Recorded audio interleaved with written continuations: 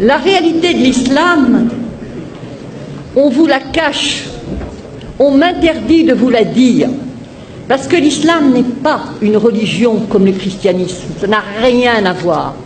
L'islam est une religion de la loi, l'islam est un droit religieux. Et donc, ce droit religieux prend l'homme depuis le berceau jusqu'à la tombe et dans tous les aspects de sa vie. Que ce soit pour aller aux toilettes, comment faire pour aller aux toilettes, comment faire pour conclure un contrat, comment faire pour faire la prière. Et ça, le chrétien ne peut pas le comprendre. C'est ça la loi islamique. Le chrétien, quand il fait la prière, il est là dans son lit. « Oh Seigneur, faites que je réussisse mon examen. Au nom du Père. » Ah, peut-être il fait signe de la croix, mais quand il fait froid, il a les mains en dessous de la couverture. Mais pas pour le musulman. Le musulman doit se lever. Le musulman doit se laver. Le musulman doit prendre un tapis de prière. Le musulman ne fait pas la prière n'importe comment, n'importe quand, n'importe où. Et c'est ça la différence. Il ne jeûne pas quand ça lui plaît, il ne fait pas le pèlerinage à la Mecque quand ça lui sied. Non, non, non. Tout comportement obéit à une règle, et toute règle est une règle de comportement. Et donc, ce qui se passe, c'est que les musulmans sont super piégés, super coincés, où ils disent la vérité, à savoir que la loi islamique, ce n'est pas seulement les ibadat, c'est-à-dire l'adoration, tout ce qui touche arkan ad-din, les piliers de la religion, mais c'est aussi les mu'amalat, comment traiter dans le public, horizontalement. Alors ils choisissent de mentir, pour ne pas être en quelque sorte jetés dehors.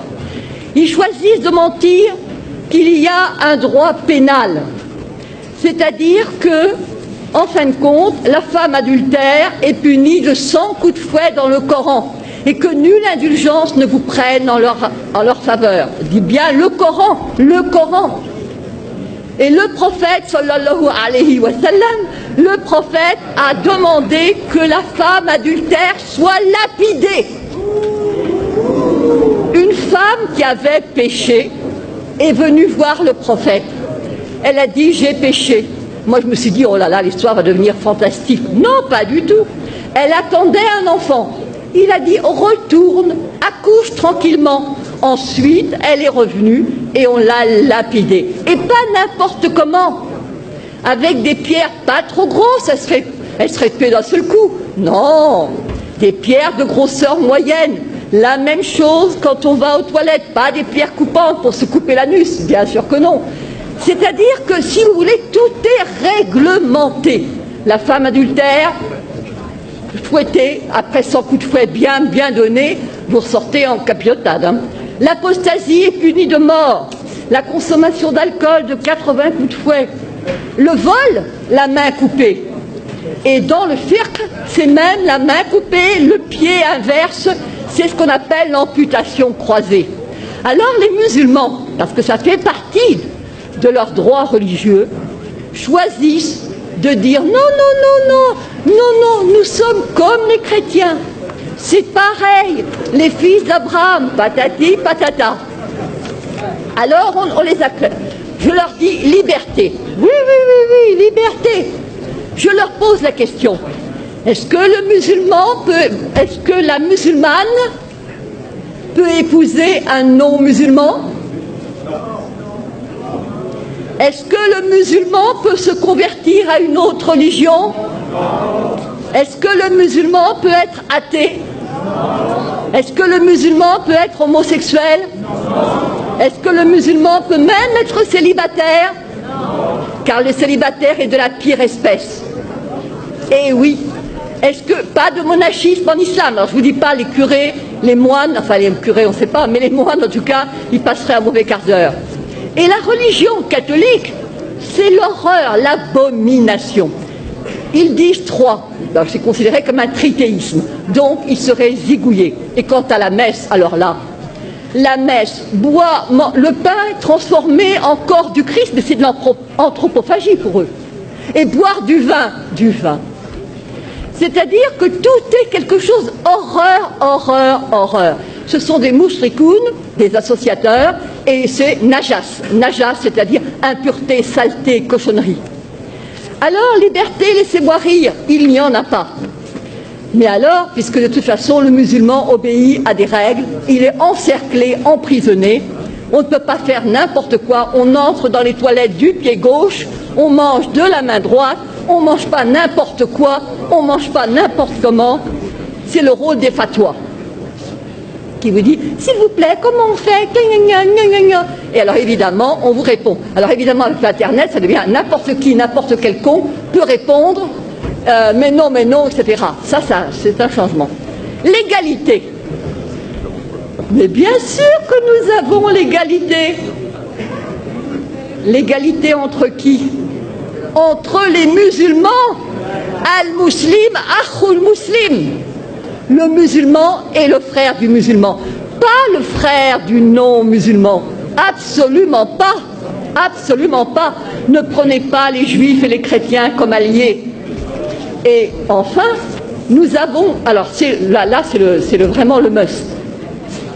Vous prenez la sourate 5, Al-Maïda, la table servie. Al-Yahoud. Les Juifs disent la main de Dieu est fermée. Mais non, c'est la leur qui est fermée. Et alors je passe, il est dit, écoutez bien ceci. Et certes, nous avons fait croître parmi eux la rébellion et la mécréance. Nous avons, alors, je dirais, et nous avons fait croître l'inimitié et la rébellion. Nous avons jeté parmi eux la haine jusqu'au jour de la résurrection. Yaoum al-Qiyamah. Vous voyez pour l'affaire d'Israël ce que ça signifie. Ensuite, il est dit, ce sont les Juifs qui allument la guerre. Ce sont les Juifs qui allument les guerres. Et c'est Dieu qui l'éteint. Et rappelez-vous, il y a eu une fatwa, il y avait eu des émeutes en banlieue, et monsieur Malek Chabel, musulman modéré, a écrit, mais il n'y a pas de guerre sainte en islam. C'est-à-dire, il a dit, en fin de compte, ce sont... il a cité de manière très habile que ce n'étaient pas les musulmans qui allument les guerres. Et tous ceux qui connaissaient le Coran ont compris. Parce que c'est sûr. Mais bien sûr que le problème... Alors, je me suis adressée au recteur de la mosquée de Paris, le charmant Dalil Boubaker. Je lui ai dit, comment trouvez-vous la première sourate du Coran? Il a dit, c'est le paternoster chrétien. J'ai envie de lui dire, alors crétin, le paternoster, alors commençons.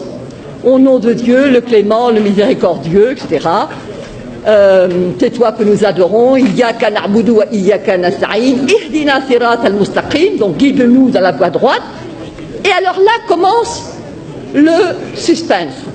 La voie de ceux à qui tu as accordé tes faveurs. Sirat al-ladin, voilà, an'amta alayhim. Donc c'est la voie de ceux pour lesquels tu as été généreux.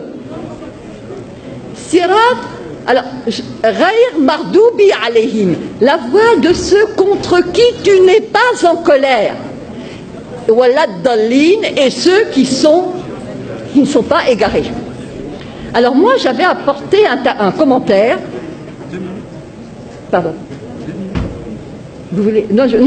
Donc j'avais apporté un commentaire et j'ai dit devant tout le monde, évidemment, là vous ne comprenez rien, mais il y a le commentaire qui explique et que tous les musulmans pieux connaissent. Alors je regarde. Quels sont ceux à qui Dieu a accordé ses faveurs? Alors je vois al-muslimoun ou al-anbiya, donc les musulmans, les prophètes.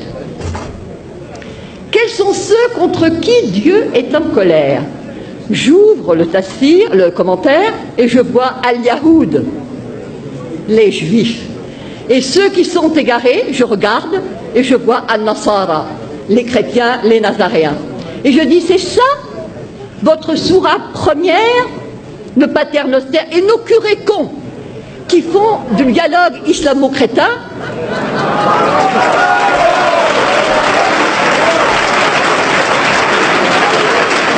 Eh bien, eux, ils croient il se focalise sur la sourate Maryam. Voilà Marie qui a eu un enfant sans être mariée. Effectivement, Walam Akun Bariya, je ne suis pas une prostituée, patati patata. Alors ça plaît aux chrétiens. D'autant plus qu'on leur sert, les chrétiens sont comme des moines, ils ne s'enflent pas d'orgueil. Lorsque tu leur parles de la sourate Marie, leurs yeux s'emplissent de larmes. Je te dis, magnifique. Et contre qui ils sont? Ben, contre les Juifs. Les Juifs qui, pour eux, Marie n'est pas la mère de Dieu, pour eux, Jésus n'est pas le... Alors, il y a, par rapport à la communauté juive, un danger immense contre lequel je me bats depuis 5 ans.